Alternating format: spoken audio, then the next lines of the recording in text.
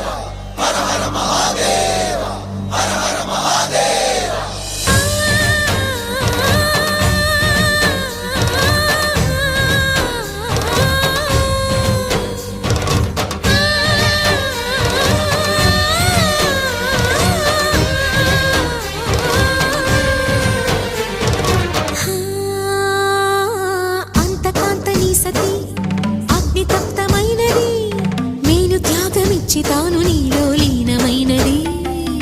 ఆదిశక్తి ఆకృతి అద్రిజాత పార్వతి తానువైన ప్రాణధవుని చెంతకు చేరుకున్నది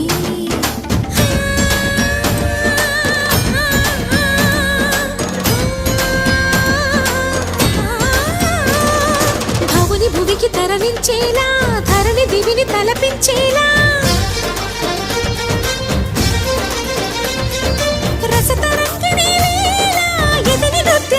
చేయగలిగే